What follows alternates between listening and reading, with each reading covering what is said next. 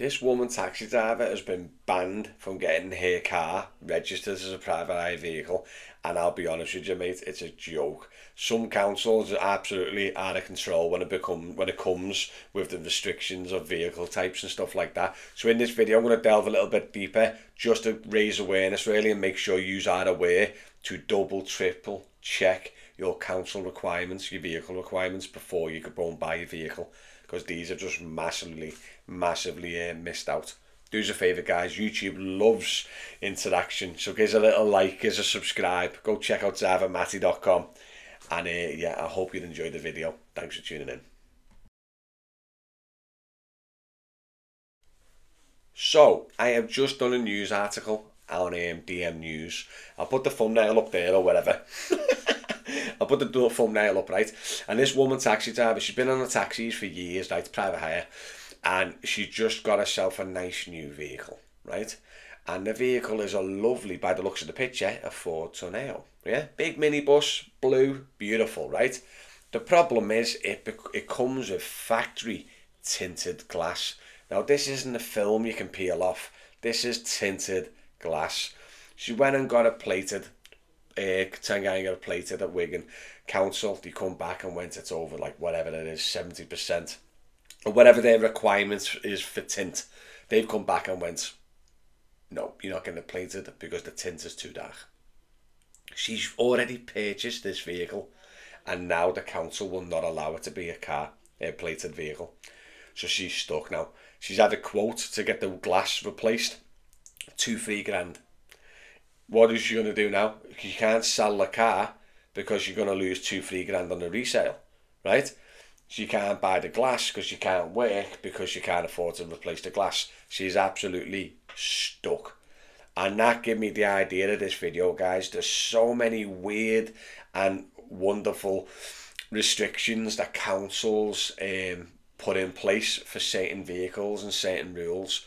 And it's something you need to know or you need to check before you get your vehicle. It's so important, guys, honestly. Certain councils will only allow like white only vehicles, yeah, or black, or a certain colour, so it's not conflicting with their local acnes or taxis, right? Some councils only allow certain size vehicles, so like you can get a Toyota Yaris plated on Liverpool Council, but you can't get a Toyota Yaris plated on another council that might have set rules of passenger space, which is correct, by the way. You shouldn't have a Yaris on the taxis.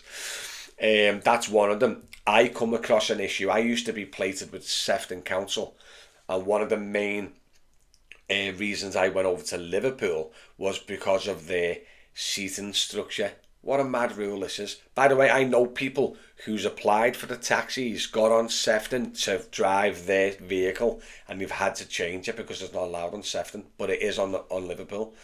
So, as an example, you know, a Ford Galaxy or a Vauxhall Safari or any of them type of vehicles, you have the 2 little seats in the boot. Yeah, not really great for like airports and stuff, but for Uber XL, it does the job. Get all the shorties right in the back, right? But Sefton has got a mad rule where just say you got 6 passengers in a Vauxhall Safari, right? And those 3 passengers in the middle row in a car crash die. Yeah, so those 3 passengers are dead in the middle row, right? How are the 2 in the back going to get out? And that is the reason why they do not allow any passenger that can physically not pass over another passenger. That vehicle is not allowed. So as an example, a Hyundai i800 with forward-facing seats, not allowed.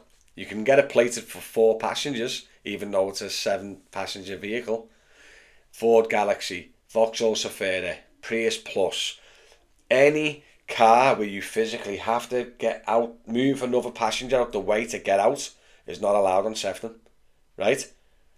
So imagine you go and buying yourself a Hyundai i800 where you can't switch the seats to conference, right? And then you go and get Sefton and you can't get a minibus, you can't get it plated for 7 people. The laws are crazy. But then you go down the road to Knowles or Liverpool and they have different laws again. Do you know what I mean? So I wanted to get a minibus, I think, when I was looking at it, when I was changing over to Liverpool. And I think the cheapest minibus you can get is a Hyundai i800. Dead cheap, diesel, automatic, it does the job, right? but you can't get it plated for 7-8 passengers on Sefton, so that's what I was looking at moving, right? So that's an issue with Sefton, yeah, with their ruling. And then if you go over in the Wirral, I'm pretty sure they might have changed, but it's just an example in the video, guys, right? They do not allow any tint on their glass. None.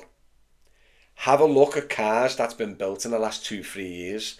They've all got tint, right? So imagine you going to purchase a car, factory tint off the showroom, yeah? Even just a little gradient of grey, and you go and try and get plated, or like with the Wirral, they turn you down. No, sorry mate, I can't see a little bit of a tint there, sorry. Do you know what I mean? And the reason I'm doing this video is because this lady got screwed over at the Wigan. No, not screwed over. I don't want to come across like dead negative like that. But she didn't know the ruling before she applied. So the best thing you can do before you purchase a vehicle or look at getting a vehicle registered for the council that you're applying for, just make sure you do some research. Because you might get caught out. Do you know what I mean? Like, as an example, if you're going to Sefton, make sure if you want a minibus, yeah, make sure it's conference seating so everyone can get out the doors, you know what I mean? So it's 6 seats facing each other so everyone can get out all at once. There's no climbing out over and top of each other. Do you know what I mean? If you've got forward facing seats, you can't have it at Sefton. Do you know what I mean? Same as like certain colours or tinted windows or stickers or no stickers. Some councils need permanent stickers. Some councils allow no stickers or no magnets. Every rule is different for every council. So just before the video ends, I just wanted to make everyone aware, that's all, that do not get caught out by this little crazy rule. And the same again, I've said this about so many factors about councils and private hire and taxis, is why can't we just have one blanket rule for every council? Do you know what I mean? If you come out and say, listen, we can't do a Ford Galaxy for 6 passengers, right? Boom, UK wide. So if you want to carry more than 4 passengers, get yourself a minibus or conference seats. Do you know what I mean? Or like tinted glass or magnets or stickers or no stickers. Do you know what I mean? That's the thing with cross-border hiring. Everyone's fuming now because a Wolverhampton car doesn't need stickers or magnets. But if that Wolverhampton car is working in Liverpool, yeah, where you do need magnets and stickers, the local Liverpool council taxi licence aren't happy because they're not following Liverpool's ruling. But the lads work illegally because of cross-border hiring and stuff, but that's the issue. Because the councils have got different rules and regulations for vehicles. It's just crazy. Listen guys, I hope you enjoyed this little video, and hopefully this has saved someone a bit of hassle before they buy the vehicle, do you know what I mean? So check out drivermatty.com and make a little like and subscribe and stuff like that.